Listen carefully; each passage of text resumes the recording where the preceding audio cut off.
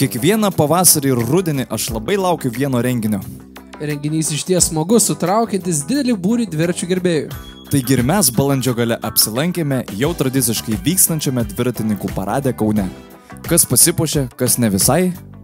Bet tikrai visiems buvo be galo smagu. Ne tik dėl šilto oro, bet ir dėl prizų. Gražiausiai ir įspūdingiausiai pasipuošusiems parado dalyviams.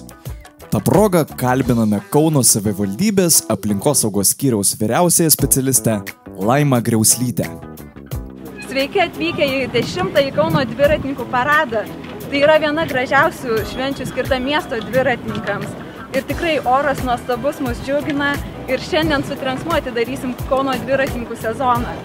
Pirmasis buvo suorganizuotas 2010 metais ir ši šventė tapo graži miesto dviratininkų tradicija. Tradiciškai Kauno dviratininkų paradą organizuojam pavasarį ir rudenį 2 kartus per metus.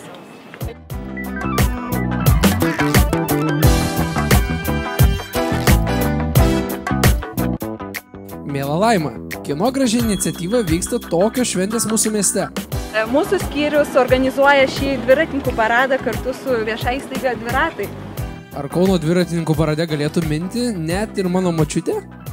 Proga atvažiuoti visiems, kas bijo išvažiuoti į gatves, kad ir su kritinė mase, o šitas dviratininkų paradas yra labai draugiškas, niekas nelaksto, gražiai tvarkingai važiuoja, netgi šeimos ir su mažais vaikais atvažiuoja ir netgi ir vyresnio amžiaus žmonės ir galbūt sulauksim kokio rekordininko, nes pernai parade dalyvavo 82 sulaukęs vyriškis.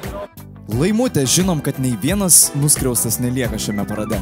Kiekvieną kartą iš tikrųjų dalyvių laukia atminimo dovanėlės.